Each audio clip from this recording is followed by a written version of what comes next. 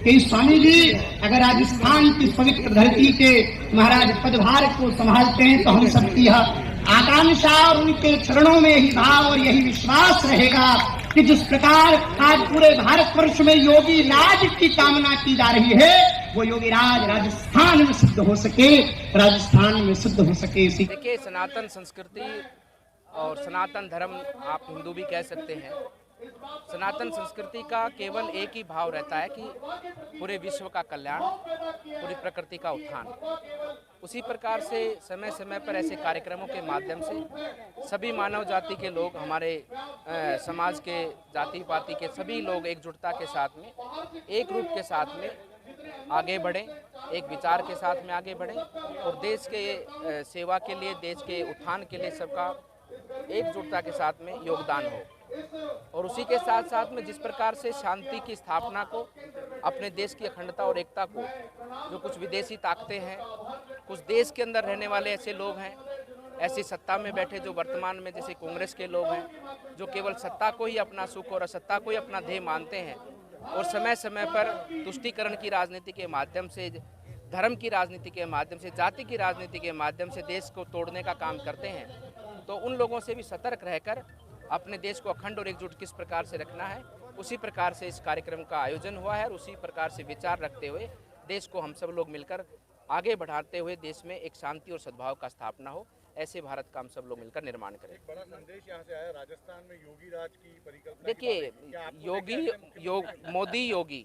मोदी राज, योगी राज, और हमारे राजस्थान नहीं, इसके अलावा जो भी जहाँ पर हमारे प्रदेश के अंदर, देश के अंदर, प्रदेश में हमारी बीजेपी की सरकार है, जहाँ वहाँ पर ट्रांसपेरेंसी और मेरिट और जनता के ध्येय पर समर्पित सेवा भाव से कार्य होता है, ऐसे राज्य की हर एक राज्य कामना करता है। ऐसे राज्य में हर एक राज्य की जनता जनार्दन, जहाँ जहाँ बीजेपी की सरकारें नहीं है, तो मोदी जी का राज हो, चाहे योगी जी का राज हो, चाहे बीजेपी का राज हो, इन सब का एक मूल अर्थ है कि जनता की सेवा करना, जिसमें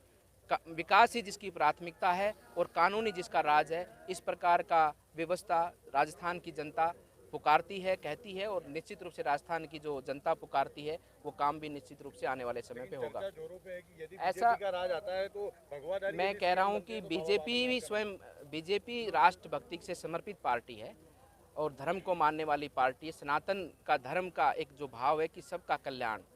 जिस प्रकार से माननीय प्रधानमंत्री जी ने आते ही समय 2014 में नारा दिया था कि सबका साथ, सबका विकास, सबका विश्वास, सबका प्रयास, इस प्रकार से सब लोग आज देखेंगे ना, पहले योजनाएं भी देखकर मिलती थी, आज योजनाएं हर घर को मिलती हैं, चाहे वो हिंदू हो, चाहे वो मुस्लिम हो। लेकिन अगर कोई विदेशी ताकतें या देश के अंदर ऐसे लोग जो ऐसे हमारे धर्म को, हमारे देश को तोड़ने की जो बात करेंगे, तो उनको भी तोड़ने का काम ये भारतीय जनता पार्टी करेगी।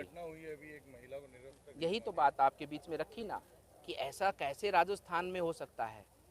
ऐसे बुद्धि भ्रष्ट कैसे हो सकती है राजस्थान के अंदर भी, जिन लोगों ने ऐसा कार्य किया, ऐसे विचार कैसे आ सकते हैं, क्योंकि राजस्थान में परिस्थिति ऐसी बनी हुई है। ऐसी सरकार सत्ता में बैठी जो तुष्टीकरण की राजनीति को बढ़ावा देती है, ऐसी सरकार सत्ता में बैठी है जिसने गुंडा राज, अपराध, जिस प्रकार से महिलाओं के निरंतर राजस्थान एक पहले पायदान पे बना, शर्म आती है कहते हुए भी कि अब रेप में राजस्थान नंबर 1 है, क्योंकि ये सरकार जो गुंडों के सहारे चलती है, माफियाओं के सहारे चलती है, बदमाशों के सहारे चलती है,